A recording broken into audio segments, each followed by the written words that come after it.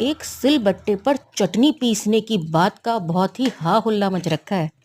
यकीन मानिए, भारत की मैक्सिमम लेडीज़ इससे बहुत कुछ ज़्यादा सहकर बैठी हैं। अगर मेरी ही बात करो तो हमसे 10 लोगों का खाना अकेले बनवाया जाता था। हम मतलब अकेली मैं, और 10 लोग ही नहीं, साथ में जो 2-2 नंदे थी जो शादीशुदा थी, उनके घरों में भी खाना मुझसे ही बनवा कर भेजा जाता था। और उसके बाद अगर शाम को 4 बजे, सुबह 7 बजे से लगी हुई, अगर 4 बजे शाम को खाना खाने बैठी हूँ तो धक्के मारकर जेठानी जी रसोई में से बाहर निकाल देती थी। अगर दूध इतना सा कम हो गया तो सुनाया जाता था इतना दूध था, जो इतना कम कैसे हो गया, उंगलियों से नाप नाप को तैने पिया होगा।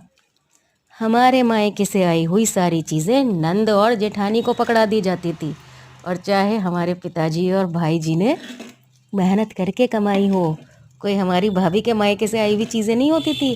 हमारे भाई और पिताजी ने मेहनत से कमा कर हमें दी हुई होती थी, तब भी वो जेठानी जी और नंदों को दे दी जाती थी। लेकिन अंत हमारा मिसेस मूवी के जैसा ही था।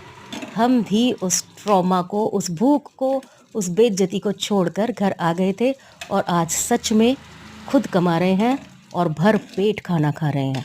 तो मिसेस मूवी में गलत नहीं दिखाया गया है, बहुत ही कम दिखाया गया है।